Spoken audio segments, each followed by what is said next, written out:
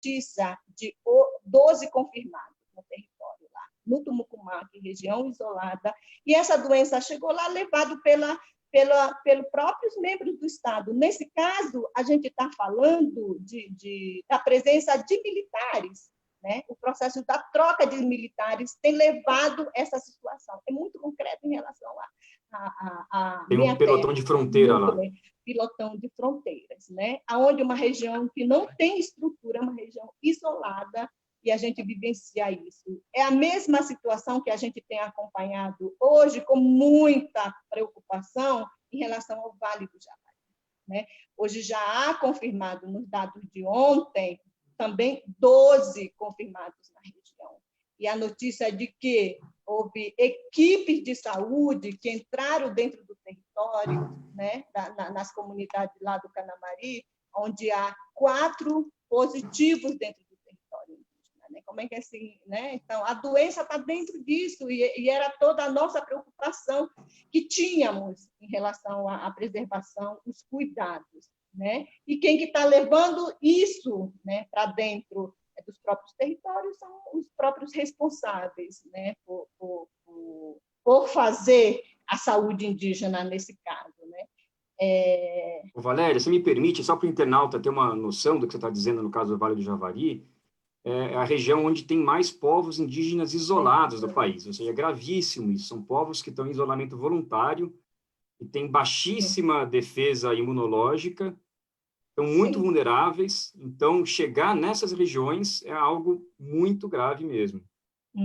Com certeza, e com todos esses elementos que você traz, Raul, e a vítima são dessa situação lá, além dessas ocupações, né, dessas invasões que a gente tem acompanhado, né, no meio desse processo como um todo, ao mesmo tempo que a gente está se resguardando, fazendo isolamento social, a proteção dos territórios, esse momento deixa os territórios mais vulneráveis ainda, porque é quando os invasores estão aproveitando para entrar, né, nesses territórios, sem respeitar essas orientações, né? Para nós estamos tendo esses cuidados, mas eles não. Né? Então, eu acho que é uma situação que vulnerabiliza mesmo os povos indígenas diante disso, e a gente acompanha a falta de, totalmente, o descaso do Estado em relação a essa situação, né? Bom, eu acho que a gente continua essa conversa, né? Isso, queria chamar aqui o Sebastião, Valéria, agradecer você, pegar esse gancho do Vale do Javari, né? Sebastião, eu sei que é um conhecedor da região, né, tem um trabalho belíssimo, inclusive, né, registrando a imagem de vários povos ali do Vale do Javari, de outras regiões da Amazônia.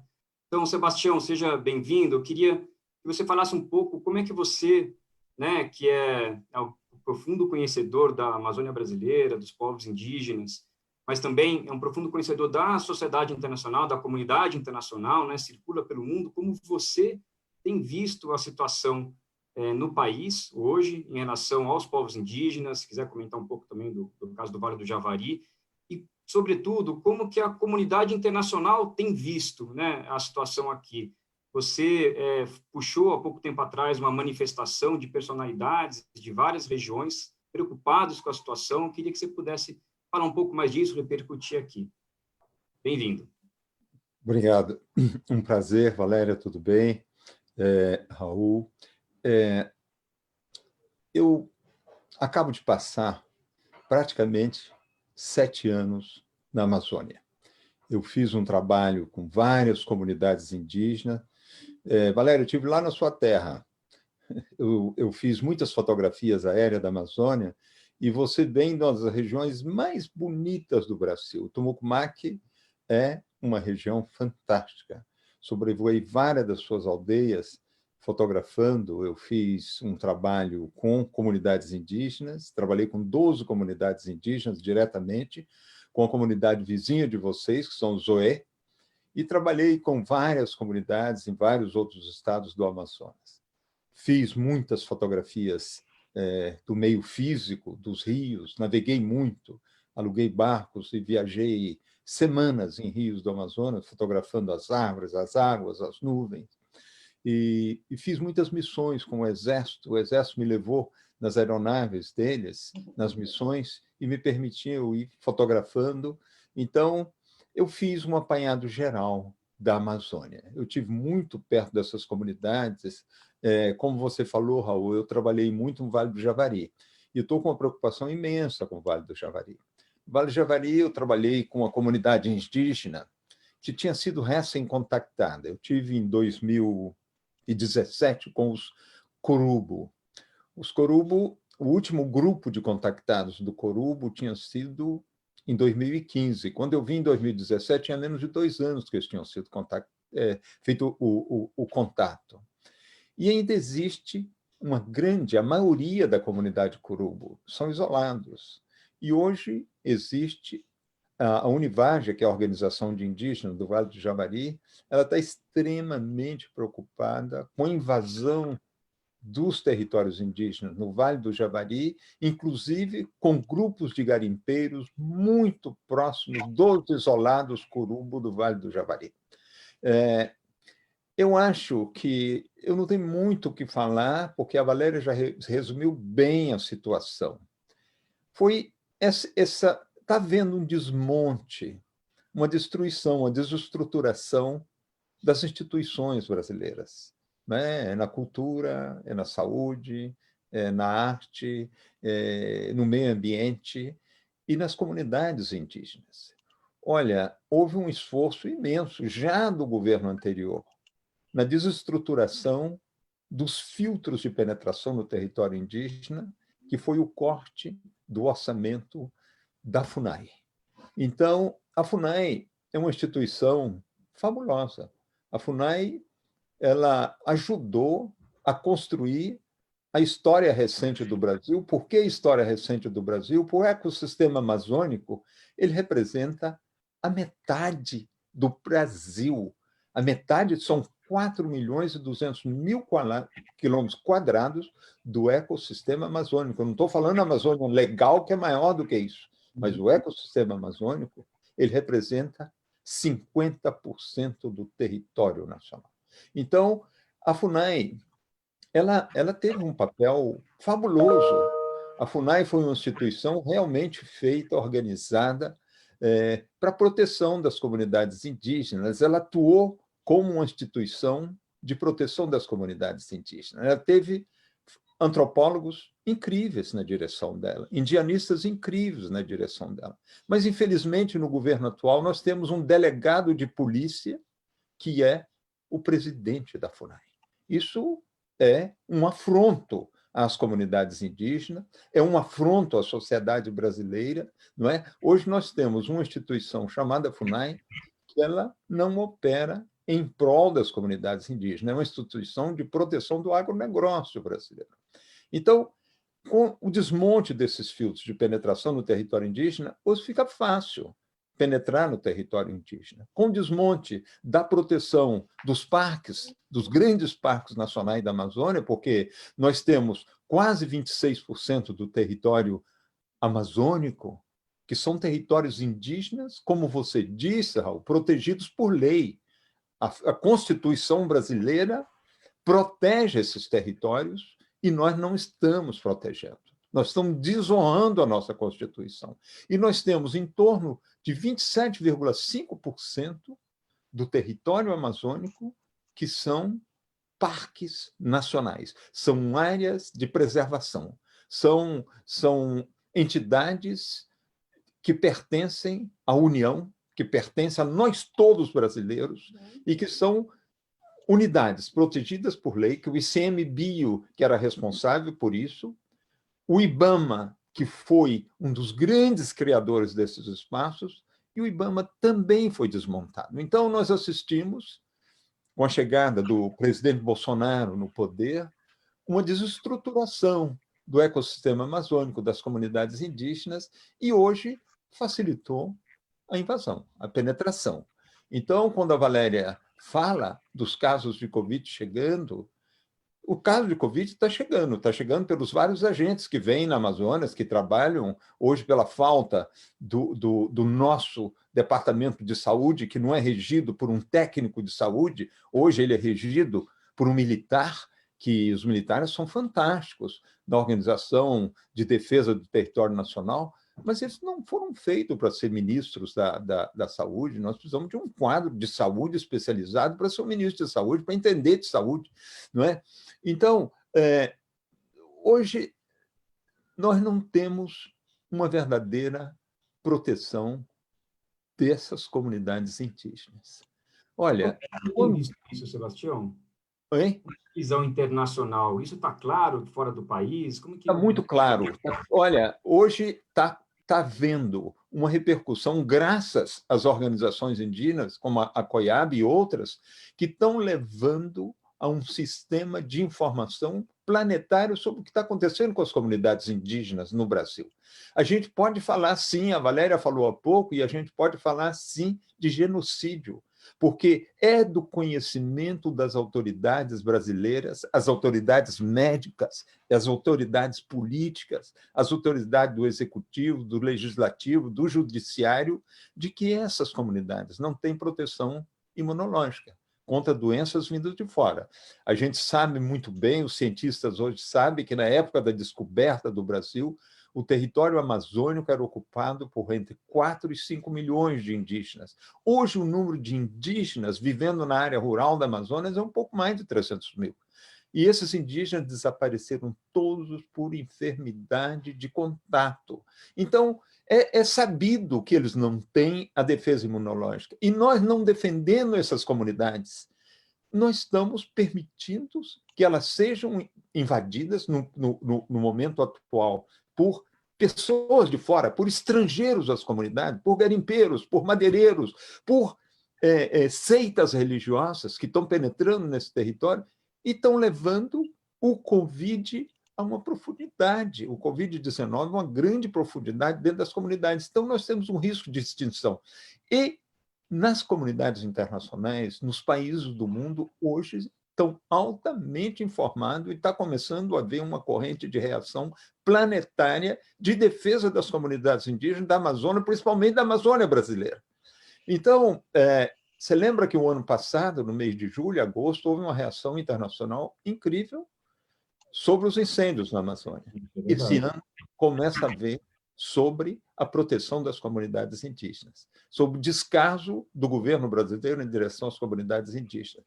Então, eu fico feliz de participar aqui com vocês, com a Valéria, que é representante de uma enorme organização indígena, talvez a maior da América Latina, com o nível de informação dela, com vocês do WWF, que nós já trabalhamos muito, porque nós temos uma instituição ambiental no Vale do Rio Doce, nós estamos replantando um grande pedaço da Mata Atlântica no espaço que foi a fazenda dos meus pais, que nós transformamos numa reserva nacional, uma reserva particular do patrimônio nacional. Hoje é território da natureza, nós doamos essa propriedade, nós já plantamos 2.700.000 árvores. Estamos no processo agora de plantar mais 1 milhão de árvores nos próximos 8 anos e trabalhamos com a nossa comunidade do entorno. Então, trabalhamos muito com vocês, principalmente a WWF da Alemanha, que nos ajuda na captação de recursos fora do Brasil para esse projeto de Mata Atlântica. Então, é um prazer estar aqui e vou parar de falar para a gente poder, talvez, começar a entrar numa pequena discussão. Bate-papo agora, então. Te agradeço, Sebastião, quer dizer que é um orgulho trabalhar com o Instituto Terra, né, lá em Minas, é um trabalho, para quem não conhece, recomendo fortemente que busque na internet, é um trabalho belíssimo, né, de uma recuperação de uma área que estava altamente degradada, é uma história linda, e hoje é possível passar ao meio-dia lá e ficar na sombra, né? Então, isso é uma coisa incrível, áreas gigantes sendo restauradas, e é isso que a gente quer evitar que aconteça na Amazônia, não é? Ou seja, a gente não precisa repetir o que a gente fez na Mata Atlântica, justamente a gente está tentando mudar um pouco o passo da nossa civilização para conseguir conviver melhor, né, com a floresta, conviver melhor, né, com os recursos naturais, né, como os povos indígenas vêm fazendo. Acho que isso é o mais importante para todos nós, o que me inspira a trabalhar com os índios, é ver que nós já temos modelos que funcionam, já temos modelos que estão há milênios, né? Pelo menos há 15 mil anos na Amazônia, vivendo de forma não só harmônica, como melhorando o ambiente onde eles estão, né? Nós temos aí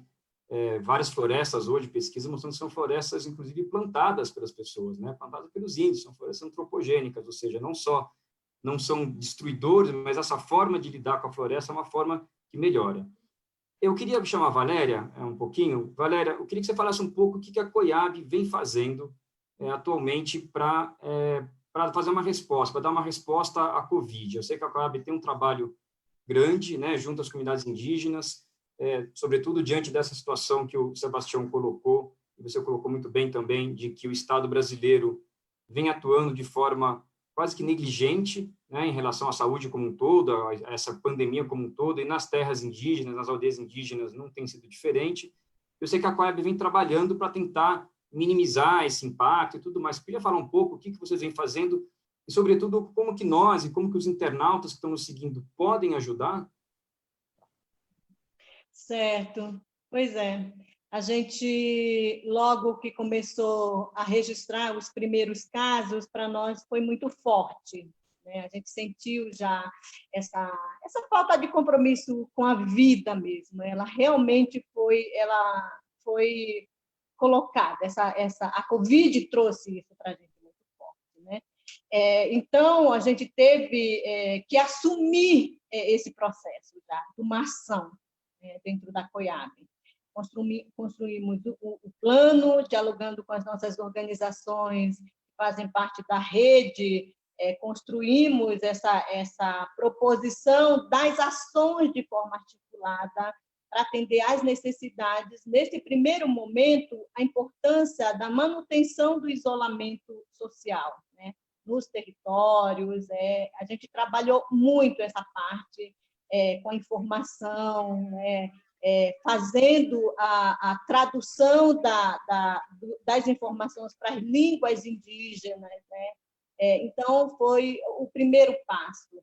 Mas é muito nessa perspectiva da prevenção, a articulação dos nossos parceiros, todos, né, que, com a situação colocada, de imediato a gente falou, a nossa prioridade agora é tratar das vidas, pela valorização dessas vidas. Então, a gente tem que rever os nossos planos, que estamos desenvolvendo junto, inclusive com os parceiros, como vocês da WWF, né? A gente redimensionar as nossas ações para esforço do apoio aos povos indígenas nos seus territórios, com a questão da garantia, então, das cestas básicas, a compra de EPIs, né, para mandar para esses diversos territórios. Então, a gente está assim, nesse processo muito imerso para que essa ação chegue. Ao mesmo tempo, tentando fazer o diálogo do trabalho de construção com os órgãos governamentais responsáveis. Essa tem sido muito difícil, porque não há uma abertura, né?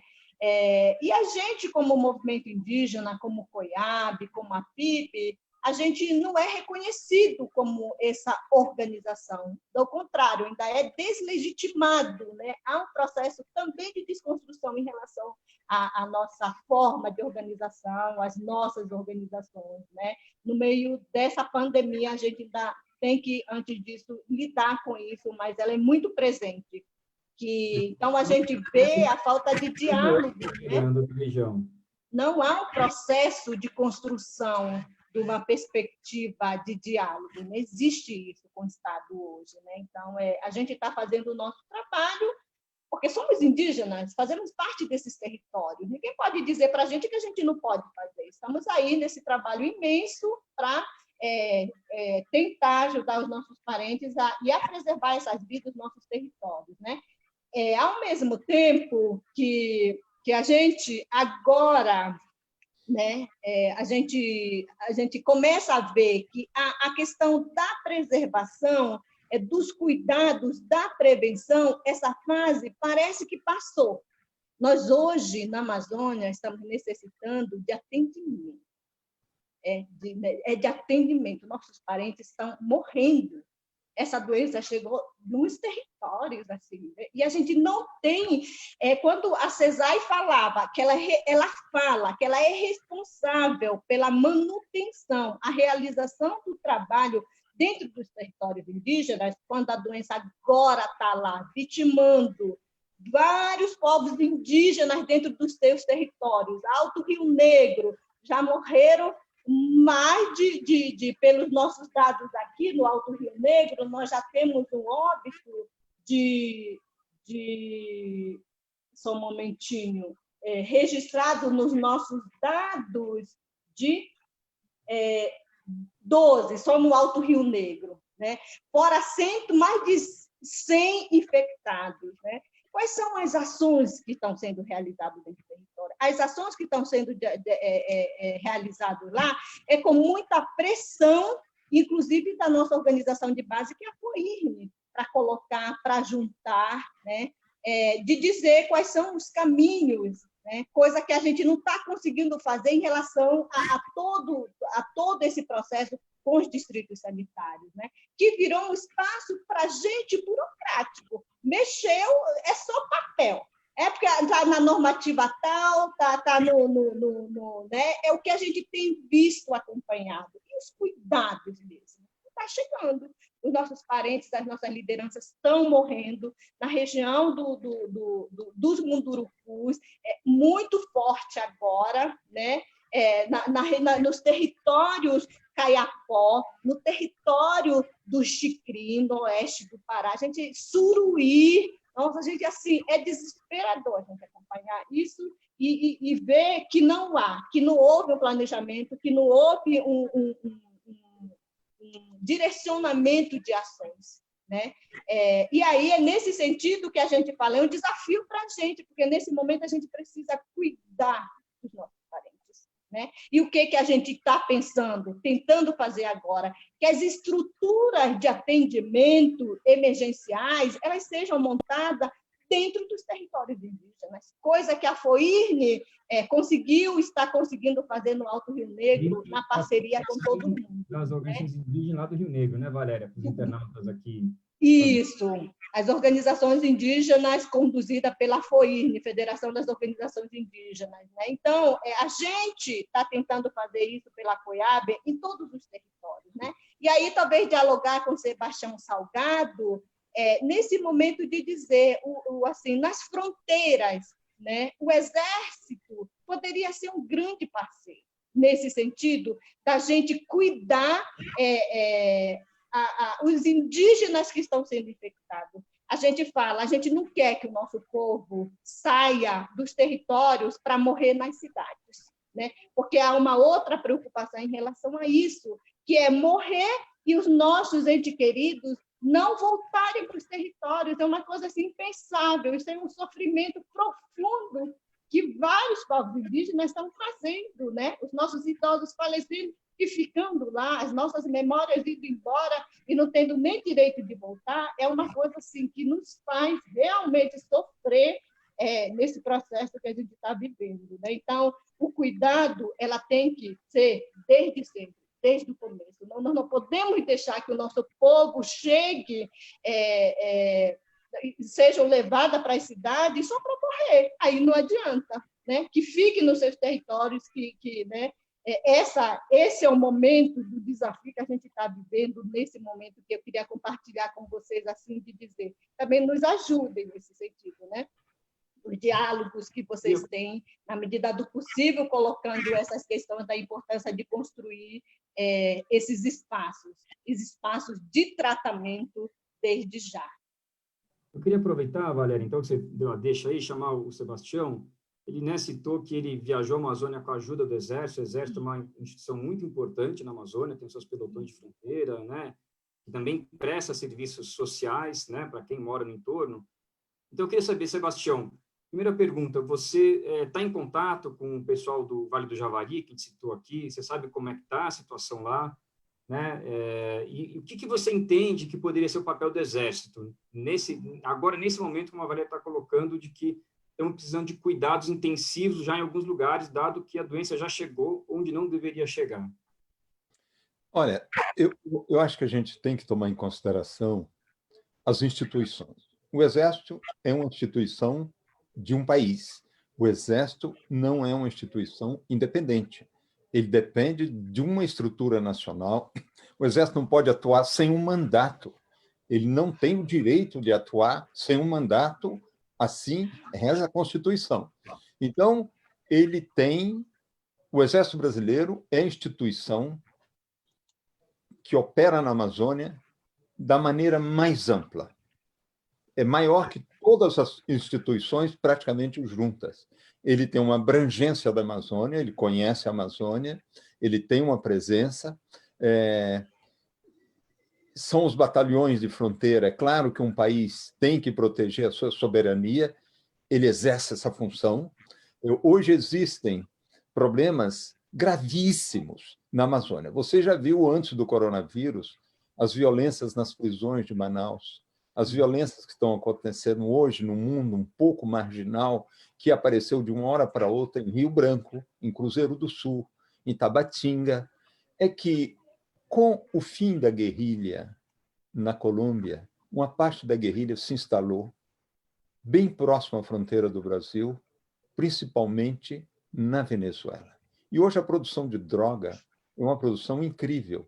E todo o comércio, o tráfico de droga, ele saiu, era bem concentrado no Rio de Janeiro, nas grandes cidades do sul do Brasil, ele se transferiu para cidades da Amazônia, porque é um tráfico tão lucrativo, é um tráfico tão terrível. E hoje o Exército tem um pouco essa função, esse momento que nós estamos falando aqui, o Exército está atuando, sim, onde ele pode atuar com assistências, criando hospitais. A Valéria acabou de falar do Alto Rio Negro. Lá em São Gabriel da Cachoeira, eles estão montando estruturas, levando médicos, criando novas estruturas de produção de oxigênio.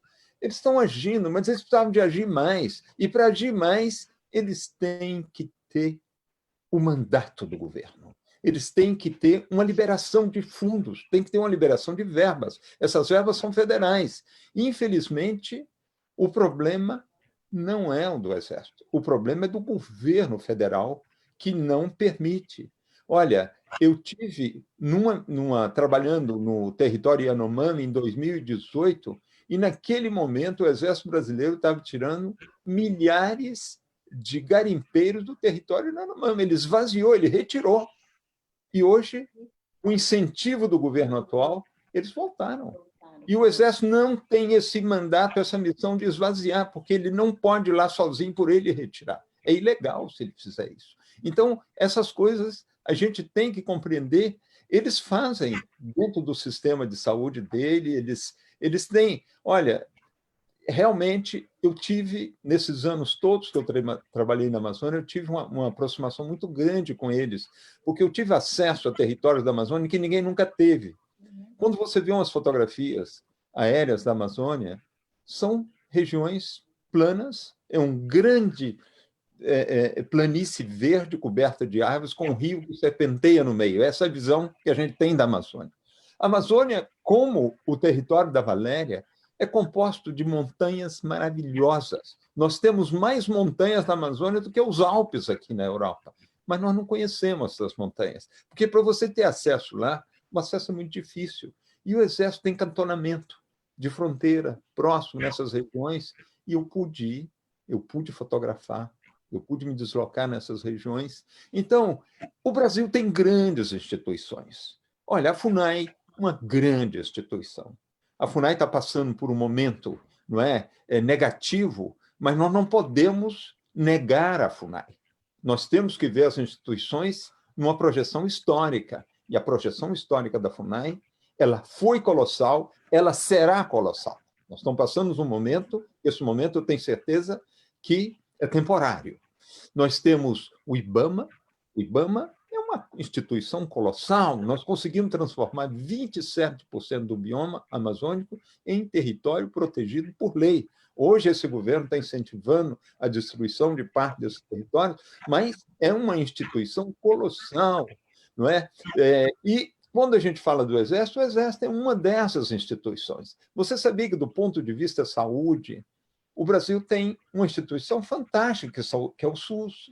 O SUS é uma instituição incrível. O que ela precisa de um pouco de recurso que ela não tem, não é isso? A classe dominante brasileira, os ricos brasileiros, pagam uma fortuna porque eles capturam a maioria dos recursos desse país, em hospitais privados. Mas, quando você precisa de um hospital real equipado, são os hospitais do SUS que são os bons. Então, eu acho que, olha, o Brasil foi o primeiro país do planeta a erradicar a poliomielite. De todos os países ricos, a Alemanha, a França, o Japão, não conseguiram, o Brasil conseguiu, porque foi o único país do mundo capaz de vacinar todos os seus cidadãos ao mesmo tempo. Nesse momento, nós paralisamos, acabamos com a a gente chamava pois é. Então, isso graças a essas instituições brasileiras, a FUNAI, o Exército, a Aeronáutica, que levaram as equipes. Eu trabalhando nessas comunidades indígenas, quando eu voava com o Exército, eu sempre tinha o primeiro aviso, quando eu entrava numa aeronave do Exército, era: Salgado, se houver uma necessidade de uma urgência de retirar algum indígena de alguma comunidade, essa é a prioridade número 1. Nós temos que cancelar o seu voo. Eu falei: então, tudo bem, aceitamos e tudo. Então, eu acho que a gente tem que ver as nossas instituições dentro de um todo. E que é esse todo que está sendo esmagado. Esse todo que, nesse momento de um Covid-19, que, olha bem, um país como a Índia, que é um país com uma população de quase 1 bilhão e 400 milhões de pessoas, são quase 7 vezes a população do Brasil. Eles estão com muitíssimo menos mortos do que o Brasil, porque o governo indiano trabalhou em prol do povo indiano, manteve o povo indiano numa quarentena e hoje já está saindo da quarentena com muito poucos mortos. Você vê a Indonésia, que tem uma população maior do que o Brasil, muito mais difícil de administrar, que é um país composto de 13 mil ilhas. A Indonésia está saindo da quarentena com pouquíssimos mortos. E nós, o que está acontecendo? Ontem, nós passamos a ser o terceiro país do mundo com o maior número de mortos. Nós ultrapassamos os mortos da Itália. Na taxa acelerada de mortos que nós estamos indo no Brasil, daqui a 3 dias nós ultrapassamos a Inglaterra, passamos a ser o segundo país do mundo com o número de mortos. Esse governo tem que ser responsável por esse crime contra a humanidade, é crime contra a humanidade que está tendo. Então, nós tínhamos que agir de outra forma. Não é tentar abrir a economia de um país em direção ao lucro, é tentar proteger a sua população. Não é? Olha o exemplo de países ao lado do Brasil, como a Argentina, outros países com quantidade mínimas de casos fatais, e nós não. Então, eu acho que é isso que nós diríamos que discutir. As instituições estão sendo desmontadas no Brasil. Sebastião, eu queria que, a gente está chegando no final, mas eu queria sair um pouco do nosso ar negativo, importante, necessário. A gente tem que, né, ser realista, denunciar o que está acontecendo, é muito grave mesmo. Mas eu queria falar um pouco de coisas bonitas também. Você é um fotógrafo, e fotografou coisas lindas. Você falou muito aí que você sobrevoou a Amazônia com os militares, mas eu sei que você também andou no chão da floresta com os índios. Como é que é essa experiência de percorrer a floresta junto com os olhos dos índios? Olha, eu acabo de fazer uma das coisas mais bonitas que eu fiz na minha vida. E acabo de ter o maior privilégio que uma pessoa podia ter, é de passar praticamente em contínuo 7 anos na Amazônia com as comunidades indígenas. Olha, as comunidades indígenas é uma lição de vida. A primeira vez que eu fui nas comunidades, bem distantes, bem isoladas, eu tinha a impressão que eu ia ter uma comunicação difícil, porque são comunidades muito distantes. Eu falei: como eu, chegando de uma comunidade, de um país moderno, uma cidade como Paris, vindo para o Rio de Janeiro, vou chegar, como é que eu vou... Olha, meu amigo, quando eu cheguei lá, eu cheguei na minha casa, eu cheguei na minha comunidade dos humanos. Não existe diferença nenhuma, absolutamente nenhuma, dos valores essenciais das comunidades indígenas, as mais isoladas da Amazônia, com as partes mais sofisticadas do planeta. Porque o que é essencial na vida? É o amor, não é isso? É a solidariedade, é a relação comunitária. Essa é fabulosa. Olha, não existe violência nas comunidades indígenas. As comunidades indígenas são as comunidades mais democráticas que você possa imaginar, Quando eu vou trabalhar numa comunidade indígena, eu tenho que obter autorização da FUNAI. Mas a FUNAI envia um mensageiro na comunidade indígena e o mensageiro fica vários dias até reunir a comunidade toda. Essa decisão, se eu posso ir ou não trabalhar, é uma decisão comunitária democrática. Todos participam e quando eu chego, todos estão me esperando. Eles sabem que eu vou, sou muito bem recebido, vivo de uma maneira fantástica. Eu realizei um trabalho fotográfico humano, como eu falei há pouco, realizei um trabalho sobre o meio físico da Amazônia, fotografei as montanhas, os rios aéreos que você falou no início da apresentação, e nós estamos preparando um corpo de trabalho imenso. Nós temos uma grande exposição que começará em abril de 2021.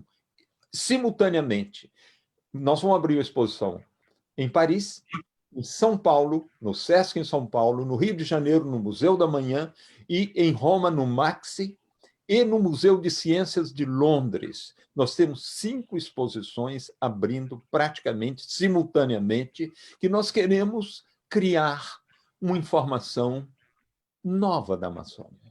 Mostrar essas comunidades de dentro, mostrar esses rios aéreos que são tão importantes, não só para a América Latina, como você falou, mas para manter a taxa de umidade do planeta, para manter essa grande reserva, a maior reserva biológica do planeta. Olha, Amazonas contém umas coisas que a razão do Covid agora foi o quê? Foi a liberação de um vírus, que era um vírus selvagem, que passou para o ser humano.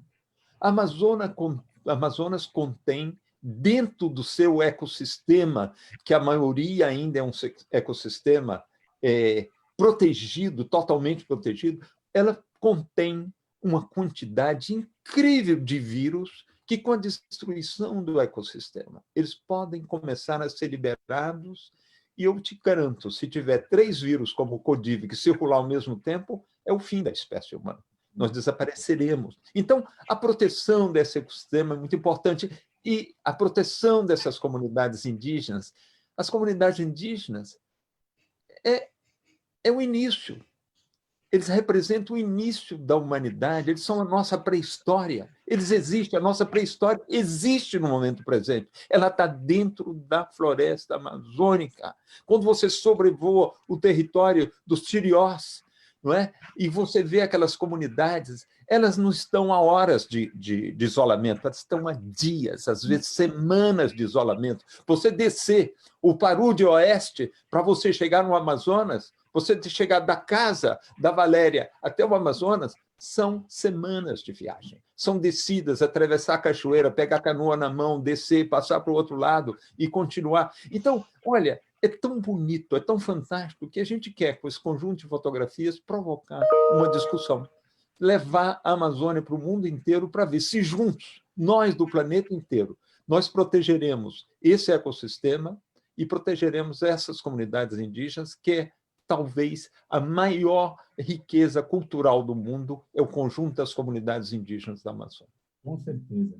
Então, queria aproveitar, Sebastião, agradecendo você, a gente está chegando já nos nossos minutos finais, queria chamar a Valéria.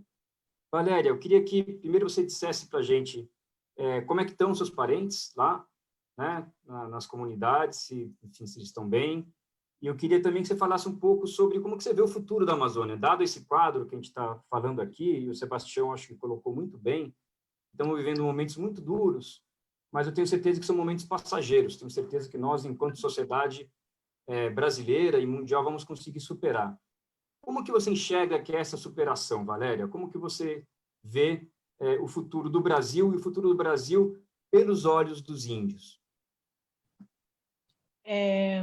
Bom, primeiro falar, né, como eu bem já disse, em relação ao meu povo, né, já há registro, mas o nosso território são muitas comunidades, distante uma de outras, né? Então, assim, tem essa aldeia principal, que é onde o Sebastião esteve, com certeza, né, onde que tem esse pilotão, e nesse lugar que está os registros dos primeiros registros. Há todo um trabalho para que as outras comunidades não venham para a missão nesse momento, né? Então, a gente está muito preocupado com isso, né? Mas, bom, espero que não chegue aos outros lugares, né? Como bem disse o Sebastião, são lugares distantes. A minha família mora numa aldeia há 5 dias, remando. Então, a princípio, eles estão lá resguardados, como todos os outros. E falar do futuro, eu acho que a gente, como povos indígenas, a gente tem sempre muita esperança, né? Porque todo o trabalho que a gente faz é nesse sentido, da valorização, dos cuidados, né? Nessa esperança de que a gente vai continuar, sim, né? Apesar desse momento, do que difícil, né? Os estragos que a gente está vivenciando, passando, elas são profundas, mas nem por isso insuperáveis novamente, né? E assim, nós estamos fazendo como povos indígenas a nossa parte nesse sentido.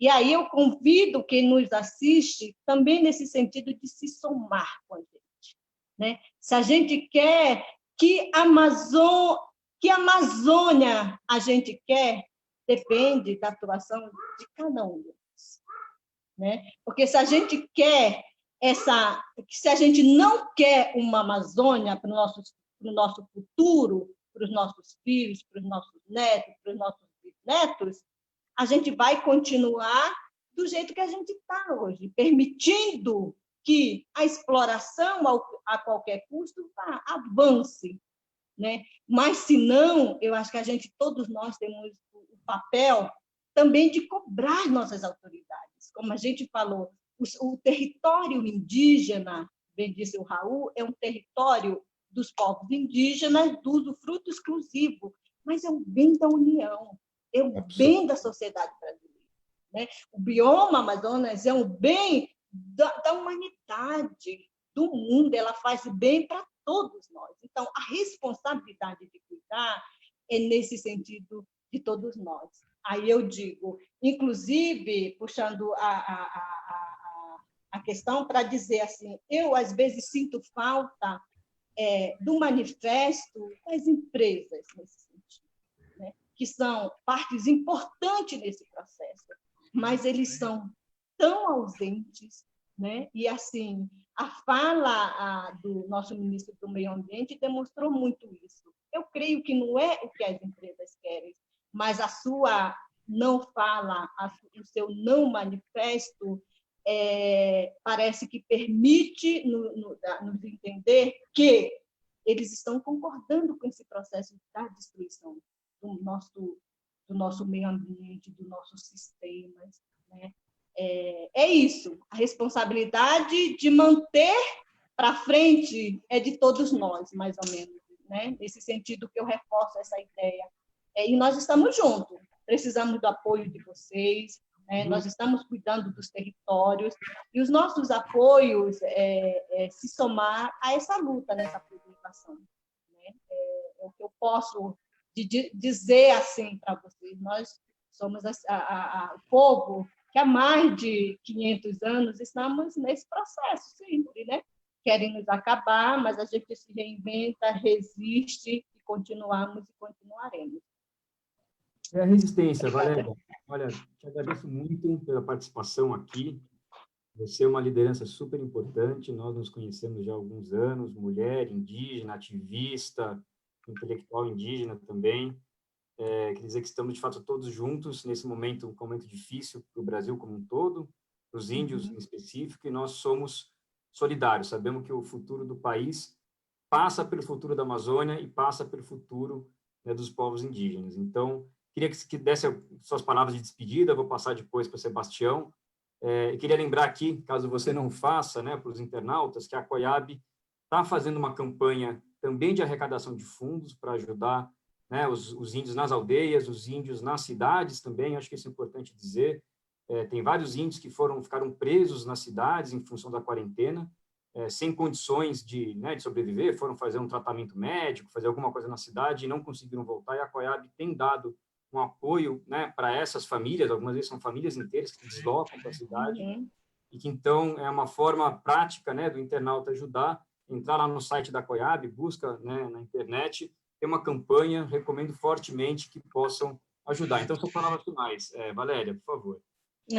Obrigada aí, Raul, né? Você também complementar isso, a importância, o apoio, quando você está nos apoiando, você está garantindo que a gente está mandando, né, garantindo o isolamento social nas barreiras sanitárias, que as famílias possam se manter, né, nos seus territórios, ao mesmo tempo que hoje a nossa prioridade, como eu falei, é a questão da construção dos espaços de atendimento. Hoje, para a gente, isso é prioridade. A sua ajuda, se você fizer isso, você vai estar garantindo de que a gente vai ter mínima estrutura de atendimento para garantir as vidas dentro dos territórios. Eu acho que é isso, nesse sentido, de poder dizer que o apoio, nós como povos indígenas, como foi lembrado, como COIAB, a gente tem feito esse trabalho sem essa distinção do atendimento, do que está os índios na cidade ou os índios que estão nos territórios, porque, afinal, essa doença nos mostrou que esse território ele não é engessado. Esse território, eu que estou aqui nesse momento em Brasília, eu tenho muita vontade de voltar para o Mundo Mar, né? Se eu tivesse oportunidade, eu iria, né? E assim como todos os outros que estão em outros fora desses seus territórios, o lugar mais seguro para a gente é no território.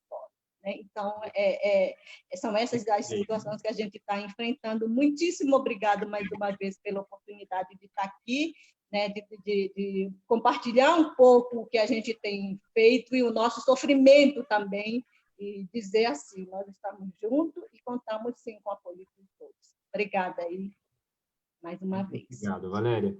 Sebastião, suas palavras finais, que nos dê um pouco de esperança aí também para o nosso futuro, enquanto sociedade. Olha, jamais as comunidades indígenas sofreram tanto como estão sofrendo hoje, mas jamais também elas estiveram tão bem organizadas como elas estão organizadas hoje. Existe uma organização das comunidades indígenas. Toda a informação que vai através do planeta é feita pelas organizações indígenas. Então, eu acho que isso é uma coisa fabulosa. Eles estão se defendendo, eles estão lutando, eles são os principais defensores da causa deles. Eu queria pedir às pessoas que estejam escutando, aos brasileiros em geral, de fazer um retorno hoje em direção ao planeta. Nós abandonamos o planeta. Nós, morando nas cidades, nós não moramos mais no Rio de Janeiro, São Paulo, Brasília, nós não moramos mais no Brasil. Nós somos aliens no nosso planeta.